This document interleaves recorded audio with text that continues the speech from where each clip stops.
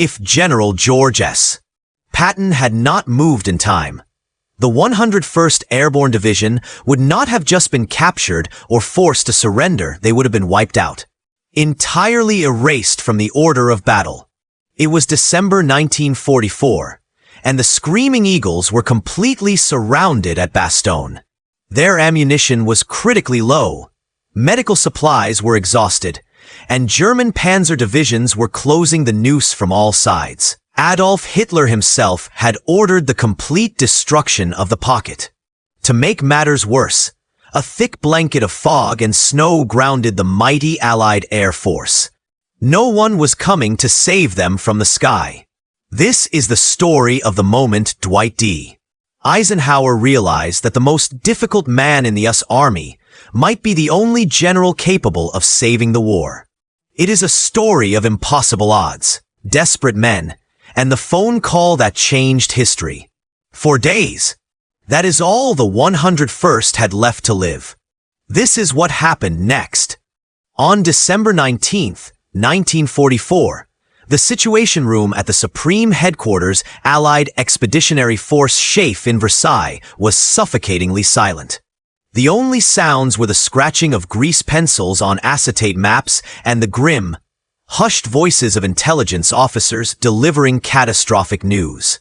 The German war machine, thought to be dying, had roared back to life with a massive counteroffensive through the Ardennes forest. They had punched a jagged hole through the thin American lines, creating chaos across a 50-mile front in what would become known as the Battle of the Bulge.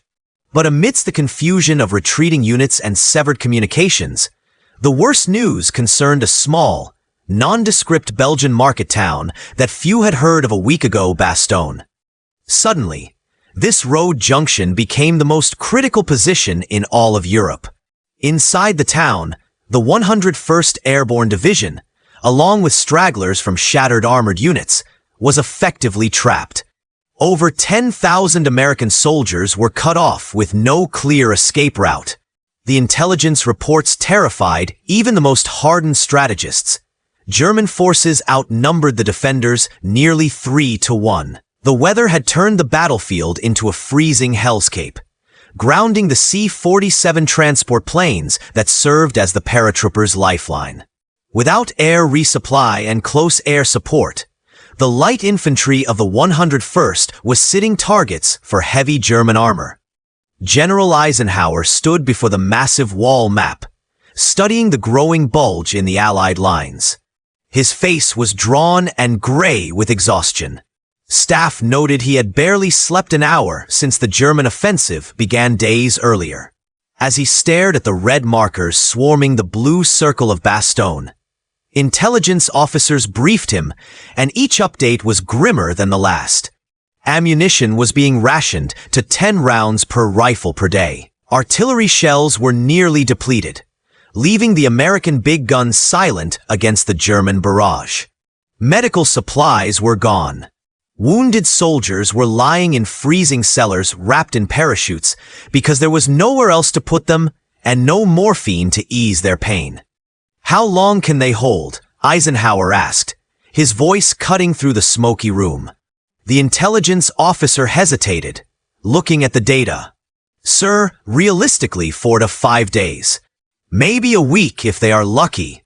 After that, they will be out of ammunition and supplies. The Germans will overrun them."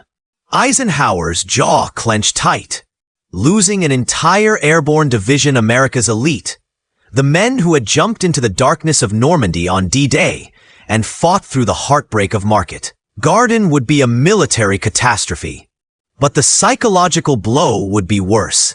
If the Screaming Eagles were annihilated at Bastogne, the shockwave would shatter Allied morale across the entire front.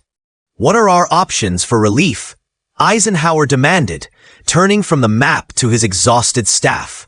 The room grew uncomfortable as the generals outlined the grim reality of the Western Front. To the north, British Field Marshal Montgomery was frantically trying to contain the northern shoulder of the German breakthrough.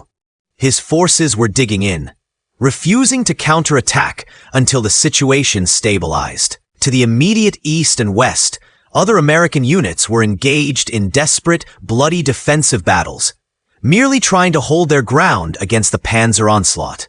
Nobody had the reserve strength or the geographical position to launch an immediate relief operation. The silence in the room stretched until it broke against the hard truth. There was nobody available. Nobody, except the Third Army.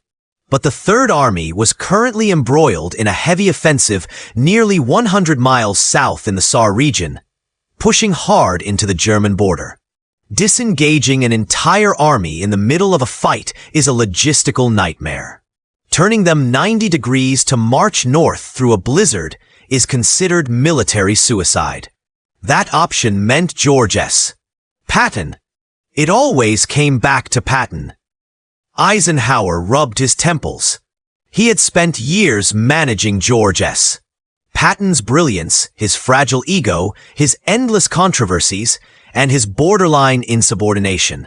From the slapping incident in Sicily to his diplomatic gaffes in England, their relationship was a source of constant exhaustion for the supreme commander. Many in Washington wanted Patton fired. Even Eisenhower had questioned if the headache was worth the tactical value. But now, staring at the map showing 10,000 surrounded Americans at Bastogne, Eisenhower realized something uncomfortable.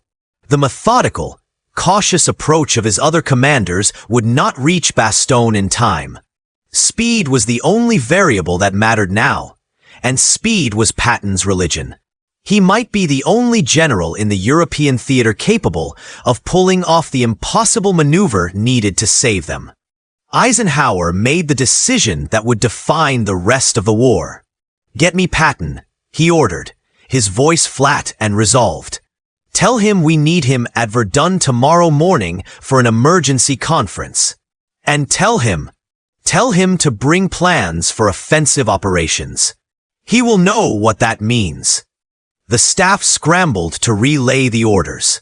The die was cast. The machinery of the Third Army would have to halt, pivot, and race against death itself. After his staff filed out to execute the orders, Eisenhower stood alone in the darkening Situation Room. The weight of command settled heavily on his shoulders. His naval aide, Captain Harry Butcher, later recorded the private moment he witnessed. Eisenhower stared at the map, at the shrinking perimeter of Bastogne, and whispered to himself, "George, for once in this goddamn war, do exactly what I need you to do. Those paratroopers are counting on you. America is counting on you. I am counting on you. Do not let me down." December 19th, 1944. The meeting at Verdun has become the stuff of military legend. It is remembered as the moment when George Patton made the promise that changed the course of the war. But what is often overlooked in the history books is Eisenhower's reaction, his specific words, and the crushing weight of the decision he made in that drafty, coal-heated room. The atmosphere in the Verdun headquarters was thick with cigarette smoke and anxiety. Eisenhower opened the conference by trying to reframe the catastrophe. "The present situation is to be regarded as one of opportunity for us and not of disaster," he announced. He was trying to project confidence, to steady his rattling commanders, but everyone in the room knew the truth. This was the worst crisis the Allies had faced since the beaches of Normandy. Eisenhower turned to his assembled generals, his eyes scanning the room. "I want you to think about this. Really think before you answer. How quickly can we mount a relief operation to reach Bastogne?" The room was quiet. Most generals began frantically calculating logistics in their heads: fuel consumption, road networks, ammunition stockpiles, and troop availability. In their minds, a coordinated counterattack would take at least a week to organize. Then, Patton's high-pitched voice cut through the murmurs. "I can attack on the morning of the 22nd with 3 divisions.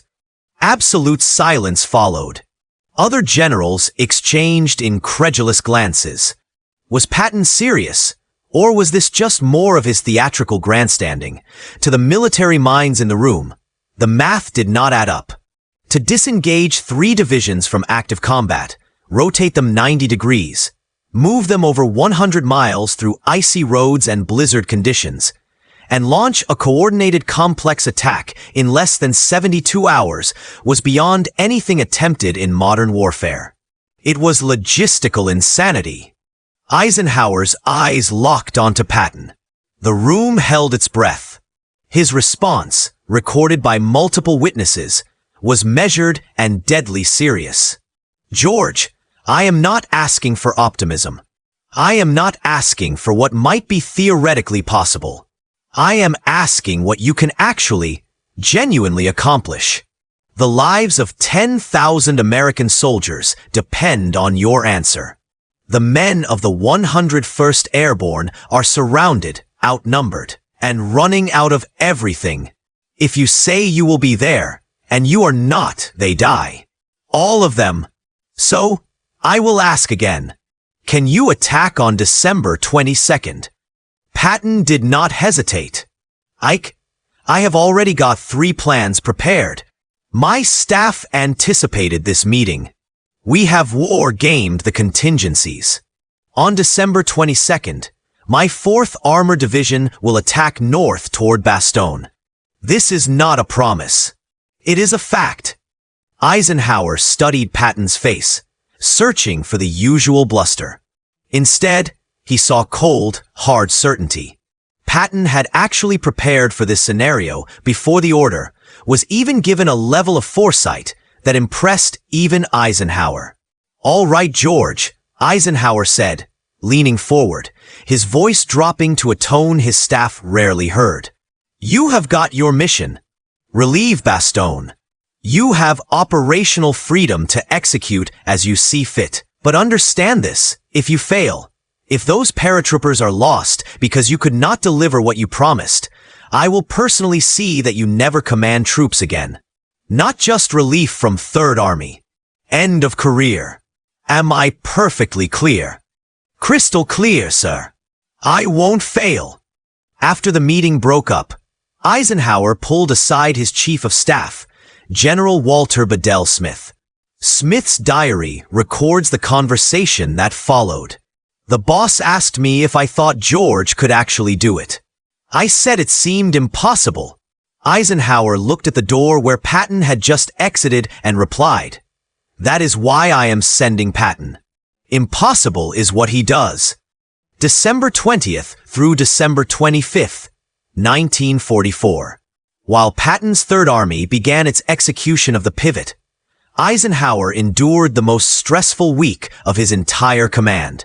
To understand the magnitude of what Patton was attempting, one must look beyond the map arrows. Turning an army 90 degrees is not simply a matter of steering wheels. It involves moving over 133,000 motor vehicles and tens of thousands of men across their own supply lines. It requires the coordination of a traffic ballet on icy, single-lane roads where a single stalled truck can back up a column for miles. Patton's staff stripped non-essential gear, painted tanks white for camouflage with whatever lime or paint they could find, and drove through blinding snowstorms without lights to avoid detection. It was a logistical miracle in motion, fueled by Patton's sheer force of will. But inside Bastogne, miracles were in short supply. Every few hours, situation reports arrived at Eisenhower's headquarters, and each one was grimmer than the last. By December 21st, German artillery was pounding American positions continuously. Casualties were mounting, and the aid stations were overwhelmed. It was amidst this hell that the German commander sent a formal ultimatum to the American garrison: surrender or face total annihilation. The American commander, General Anthony McAuliffe, acting in place of General Maxwell Taylor, who was away, read the demand. Tired, dirty, and defiant, he crumbled the paper and muttered, "Ah, nuts." When his staff convinced him that that should be his official reply, the message was typed up and handed to the confused German envoys. Nuts, the Germans did not understand. "Is that negative or affirmative?" the German officer asked. An American colonel clarified, in plain English, it means go to hell. When the report of this exchange reached Schaeff, Eisenhower allowed himself a brief, rare smile. At least their spirit is not broken, he told his staff. But the smile did not last.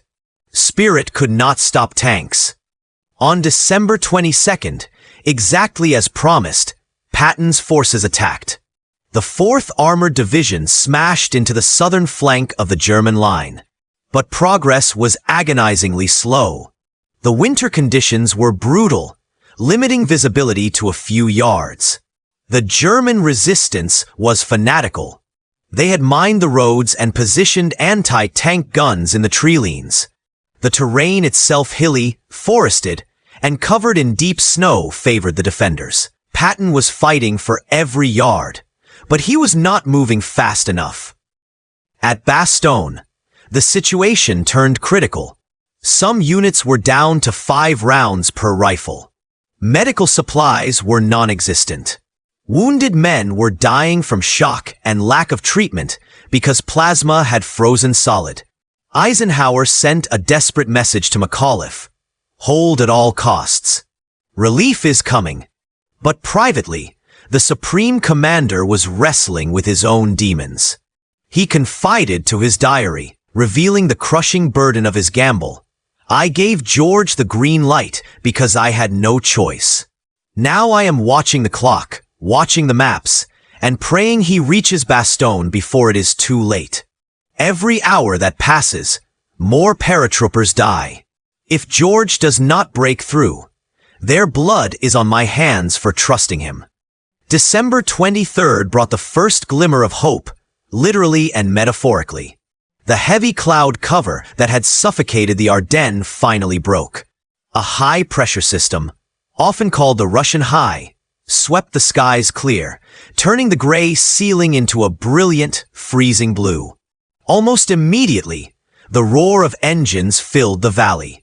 Waves of C-47 transport planes appeared overhead, dropping hundreds of colorful parachutes carrying ammunition, medical supplies, and K rations into the shrinking American perimeter. It was a lifeline that bought them time, but not much. While the supplies kept the guns firing, the German noose was tightening.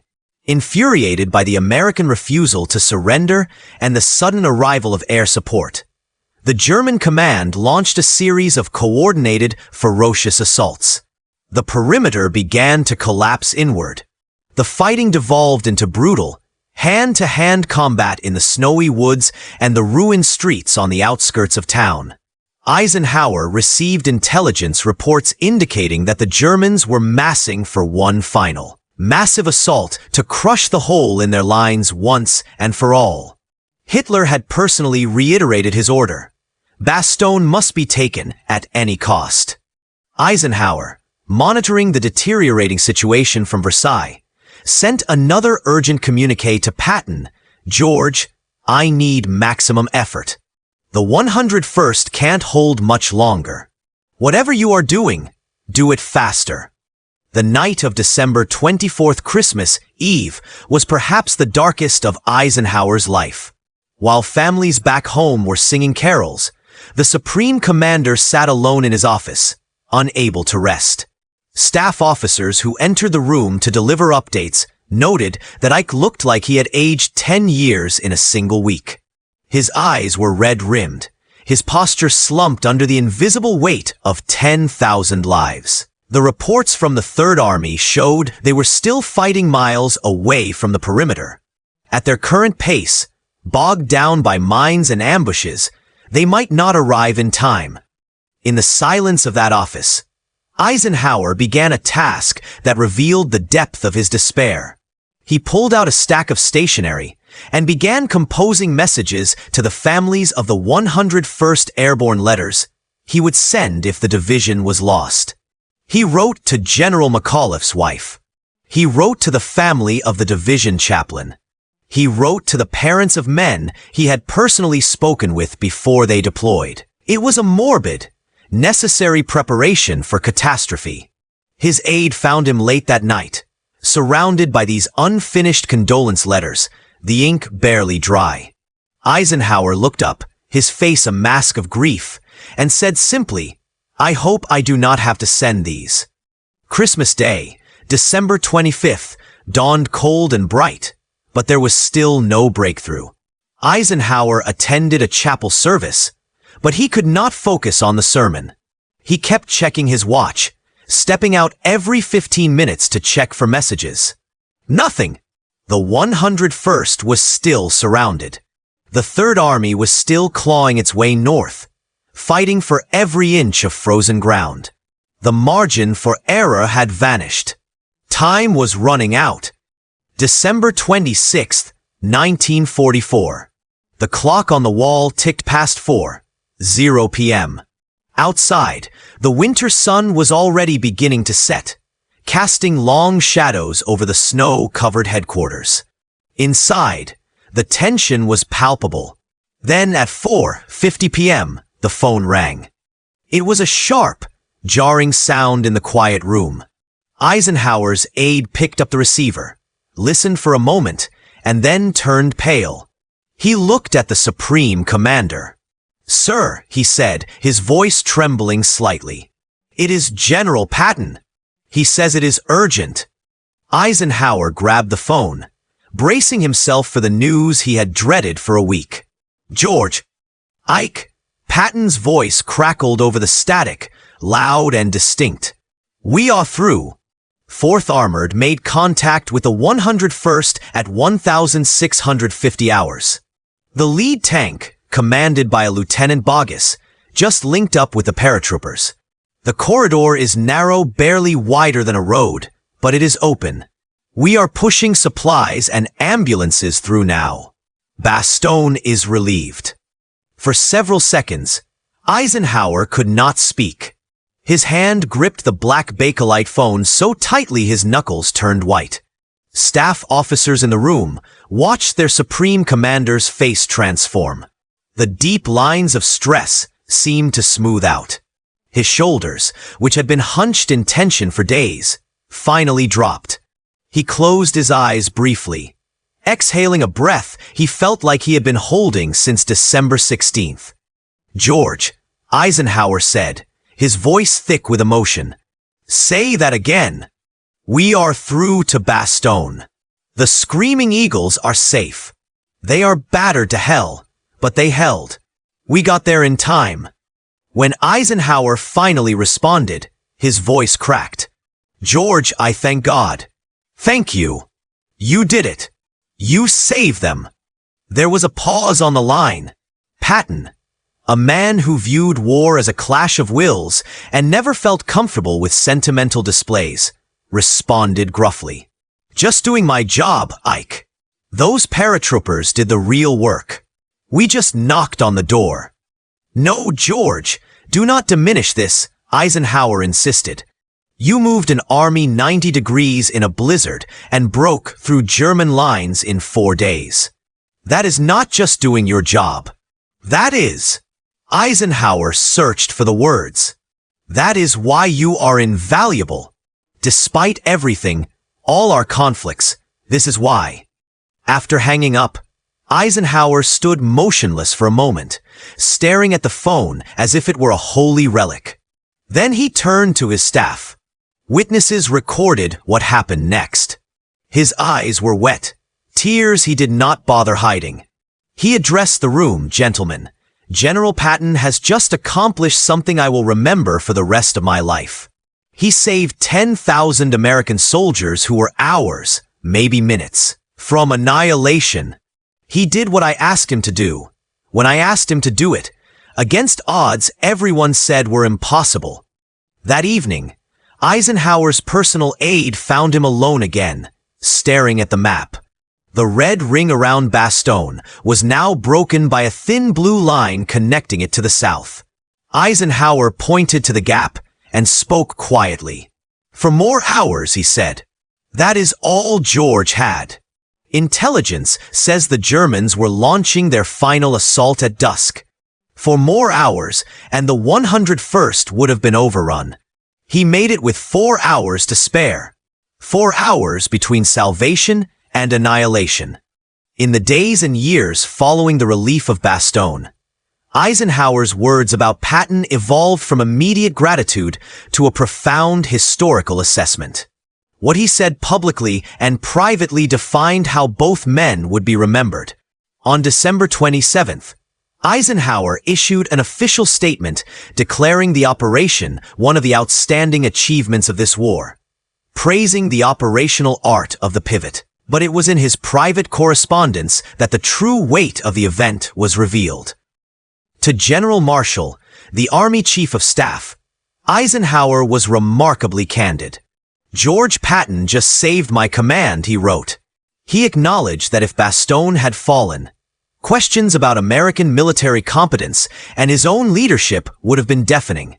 To British Field Marshal Montgomery, often critical of American tactics, Eisenhower wrote with a touch of pride, "Patton's relief of Bastogne demonstrates American operational capability at its finest. Bastogne should put any concerns to rest." But perhaps the most telling document is Eisenhower's personal diary. For years, he had questioned whether Patton was worth the trouble. The answer was now written in ink. He is worth every frustration, every headache, every moment of anger. Because when it mattered most, George delivered. On January 2nd, 1945, Eisenhower sent a final, personal message to Patton. "George," he wrote, "what you accomplished goes beyond tactical brilliance. You gave those paratroopers hope when they had none. Every man of the 101st who came home to his family after the war owes that to your speed and aggression. That is a legacy worth more than all the medals and promotions in the Army." In a 1964 interview, just 2 years before his death, Eisenhower was asked about his most difficult command decisions. He did not speak of D-Day or the atomic bomb. He spoke of Bastogne. Trusting George Patton to relieve Bastogne was agonizing, he admitted. "I was betting everything on a general who had proven difficult to manage. But I also knew George was the only one who could do it." The relief of Bastogne was not just a military operation. It was a lesson in leadership. It was the moment Eisenhower realized that genius, however difficult, is indispensable. George's Patton was flawed, controversial, and often impossible to deal with. But he was also the man who refused to accept that 10,000 Americans were doomed. He promised he would save them, and he did. If this story of impossible odds, desperate decisions, and the leaders who refused to accept defeat moved you, subscribe to this channel now. We are dedicated to bringing you the untold moments, the private words, and the human drama behind history's greatest battles. Hit that notification bell so you never miss a story. Drop a comment below about what you think defines true leadership under pressure. And share this video with anyone who needs a reminder of what is possible when you refuse to quit. Thanks for watching, and remember, sometimes the most difficult people achieve the most extraordinary things.